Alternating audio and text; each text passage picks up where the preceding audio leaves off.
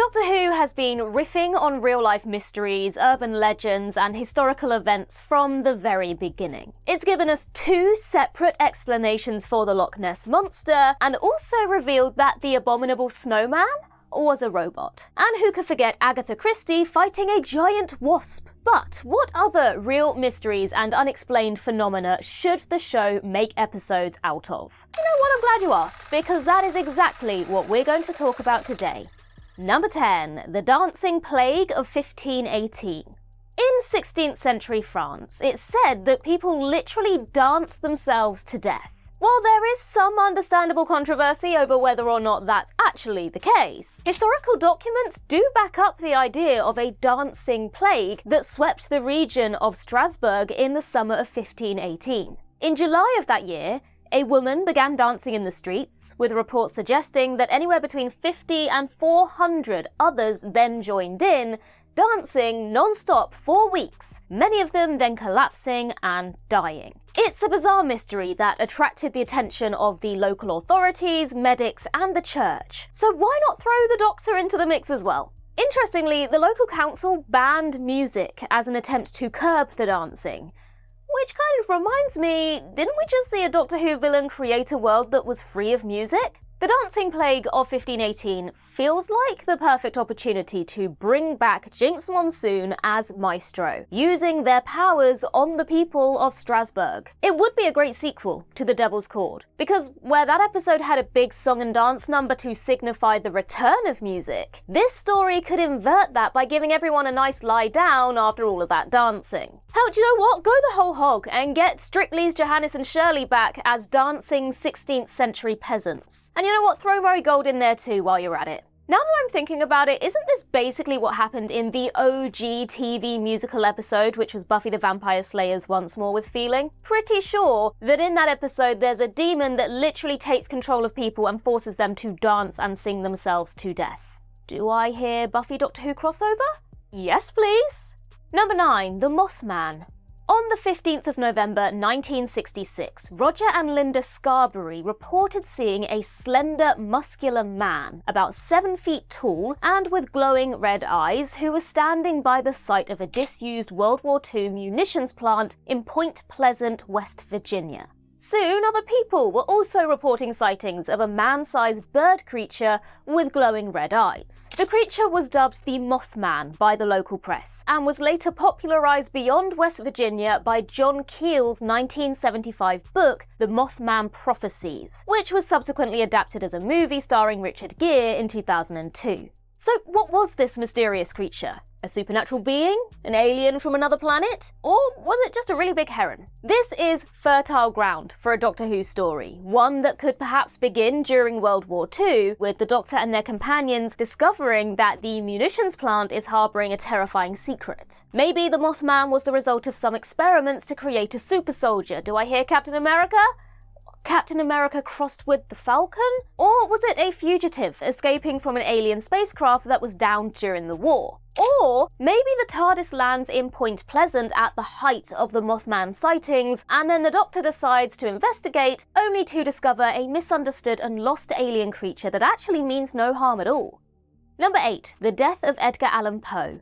It is surprising that the Doctor and Edgar Allan Poe's paths haven't crossed on television before. The acclaimed Gothic author feels like a perfect fit for one of Doctor Who's celebrity historicals, and yet no such episode has surfaced. Inspiration could also be taken from the bizarre circumstances surrounding Poe's death in 1849. So on the 3rd of October, 4 days before his death, Poe was discovered in a disoriented and dishevelled state in a Baltimore tavern. However, no credible evidence exists to account for his whereabouts in the week leading up to this point. Nobody can explain how he found himself in Baltimore wearing ill-fitting and shabby clothes, and reportedly very intoxicated. He was taken to hospital and died a few days later, with his cause of death remaining undetermined to this day. It would be a difficult tonal tightrope to walk, as Poe's missing days and subsequent death are a sensitive topic. However, a creepy Doctor Who story that riffs on the author's works while providing a sci-fi explanation for his unusual final days could be brilliant, if it was handled correctly. Are we sure there weren't any giant wasps involved? You know, maybe the Vesper forms just have some sort of vendetta against successful authors, I don't know. Historical characters from outside the UK are quite underrepresented in Doctor Who's celebrity historicals, so Edgar Allan Poe would be a great figure to redress that balance. After all, we've met Charles Dickens and Mary Shelley. I think it's only right that the other key figure in the early days of Gothic fiction is given his due as well. Number 7. Polybius. While there's no firm evidence to confirm whether the Polybius arcade game ever existed, that might just be exactly what those involved want us to think. Polybius is an urban legend that recounts how in the early 1980s, a mysterious arcade cabinet called Polybius was used as a government psyop. Polybius was said to cause seizures, night terrors, and hallucinations, and it was also incredibly addictive. The story goes that government agents in black suits would collect data from these arcade cabinets before they disappeared altogether a month later. Now, it's certainly possible that young people at the time were falling ill from the effects of arcade games, either from spending too much time on them or experiencing epileptic seizures triggered by the games. So perhaps the Polybius legend grew out of media scaremongering based on one or two isolated incidents. Or perhaps it was real. The idea of a computer used for nefarious purposes is a key storyline from both Russell T Davies's BBC drama Dark Season and the Doctor Who episode School Reunion. So why not revisit that concept with a big modern-day budget? Doctor Who could reveal that Polybius was part of a villainous scheme to invade the Earth. The mention of Men in Black collecting data from the arcade machines kind of recalls the Silence, who shaped all of human development before being foiled by the Doctor in 1969. Maybe Polybius was how they took their revenge, using a machine to brainwash the population and turn them against the Doctor. I mean, after all, with the whole River Song thing, the Silence do have a history with brainwashed assassins. Maybe that's how they did it. Number 6. The identity of D.B. Cooper.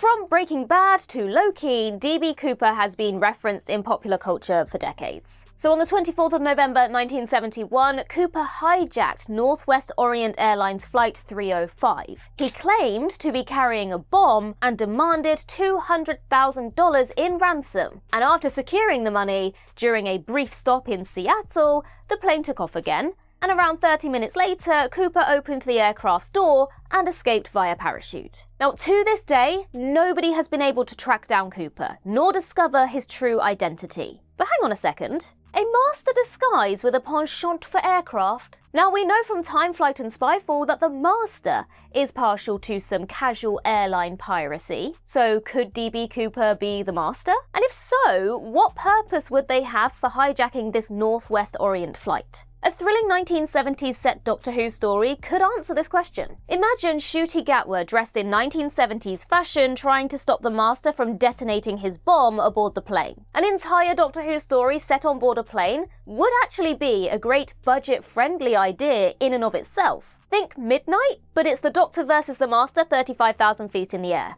I'd watch it. Also, why do I feel like this could be a pastime for River Song? Okay, yes, haha, Ellie mentioned River Song, but it kind of strikes me as the sort of challenge that she would set herself just to see if she could pull it off. Without any ulterior motive or trying to hurt people, maybe even to get the Doctor's attention, I don't know. Number 5. Spring-Heeled Jack. Fourth Doctor serial The Talons of Weng-Chiang drew inspiration from the mystery of Jack the Ripper. But there is another Victorian Jack worthy of Doctor Who's attention. The first sightings of Spring-Heeled Jack were in 1837. Jack was reportedly seen to jump over a wall that was 9 feet high, earning his Spring-Heeled moniker. Stories spread throughout London, claiming that Spring-Heeled Jack was either a ghost or the devil. Now, descriptions of this mysterious creature got even more outlandish over the years, with one woman in 1838 claiming he was able to breathe fire and that his eyes were bright red. Now, what is interesting is that Spring-Heeled Jack wasn't just confined to old London town. Later reports were submitted from East Anglia and Northamptonshire, focusing on his devilish appearance and predilection for attacking coaches. A fog-bound horror story with the Doctor chasing Spring-Heeled Jack around the UK could be incredibly atmospheric. And the Victorian angle could also allow for the return of the Paternoster gang, who have been conspicuously absent for the last 10 years now, and who fans are still clamouring for to this day. Now, the description of Spring-Heeled Jack's superpowers sounds distinctly otherworldly, so it would be very easy for Doctor Who to take the "it's an alien" angle with Strax, Vastra and Jenny along for the ride.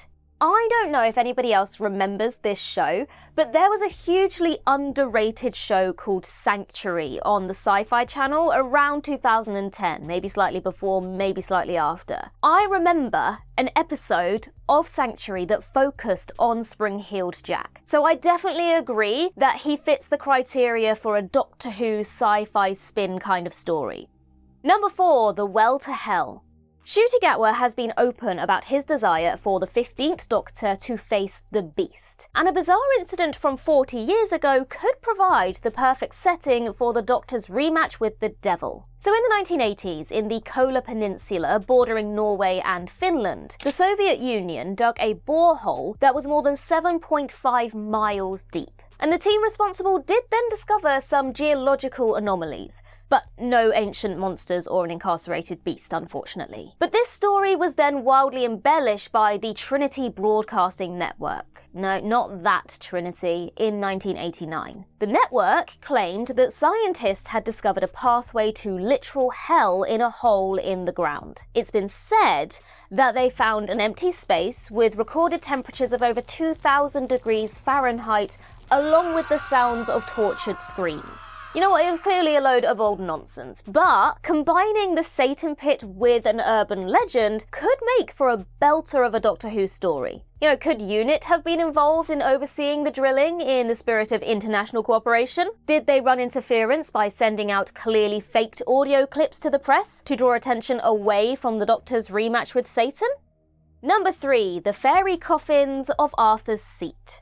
In 1836, a group of boys discovered some dolls inside 17 miniature coffins, no more than 3 or 4 inches long, in a cave on Arthur's Seat, the extinct volcano that overlooks the city of Edinburgh. So one theory suggests that they were a tribute to the victims of notorious murderers Burke and Hare, while another suggests a link with witchcraft and demonology. It's a fascinating mystery, and there are plenty of explanations that Doctor Who could provide. The 17 dolls could have easily been victims of the Master's tissue compression eliminator, a weapon that shrinks the target down to the size of a small figurine. Alternatively, what about those known sci-fi grave robbers, the Cybermen? Whatever story it inspires, the Fairy Coffins would be a perfect excuse for Doctor Who to finally film in Scotland. Edinburgh is a stunning city, rich with history that feels tailor-made for a great Doctor Who location. Hell, even the Avengers have been to Edinburgh.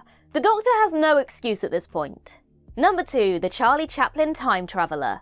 In 2010, filmmaker George Clark discovered what appeared to be a time traveller attending the premiere of Charlie Chaplin's 1928 movie, The Circus. So this mystery woman was seen walking past Mann's Chinese Theatre in Hollywood, clasping what looks like a mobile phone to her ear and talking into it. In the years since Clark's discovery, there have been various rational explanations offered as to what the woman could be holding, such as a hearing aid, for example. But rational explanations don't give us a great Doctor Who story now, do they? The Doctor tracking down a rogue time traveller who has designs on Charlie Chaplin could make for a great celebrity historical set in 1920s Hollywood. The Doctor and their companions could unearth alien goings-on at the Chinese theatre in the lead-up to the premiere of The Circus, and maybe the woman on the phone is the Doctor's companion making a panicked phone call to the Doctor when their plan starts going wrong. It is strange that we've never seen an entire Doctor Who story about Charlie Chaplin before. He's such a pivotal figure in the silent film era and in Hollywood history in general, that there are endless possibilities for stories to tell. Now, before I go to number 1, I have an honourable mention, an idea that has been flying around in my head for a little while. Amelia Earhart. She just disappeared. I know there have been recent discoveries, but in general, what a mystery. She disappeared off the face of the Earth because she was literally taken from the Earth and to an alien planet. And then, of course, we do have Out of Time, the Torchwood episode that had the character Diane, who was similar kind of vibes to Amelia Earhart, and they were from the 1940s and they came through a time rift. They came through the rift. So again, there's another kind of explanation. So it was kind of touched on in Torchwood, but not quite. I think a Doctor Who story focused on Amelia Earhart would be really, really interesting. I want to see it. Anyway, let's move on to number 1, the Hairy Hands of Dartmore. Doctor Who and the Hairy Hands may not sound like the most amazing story idea in the world, but it is a fascinating mystery nonetheless. Since around 1910, cyclists and motorists have suffered unusual accidents on the B3212. Now, this road leads through a remote area of Dartmore near Post Bridge, and for decades there have been reports of a pair of disembodied hands that appear to grab a car's steering wheel or a bicycle's handlebars and force the vehicle off the road. Psychic projection? Witchcraft? Nobody can tell for certain, but the idea of a Doctor Who story set purely in a remote stretch of Dartmoor late at night sends shivers down the spine. For what reason could an alien telepath want to force cars off the road?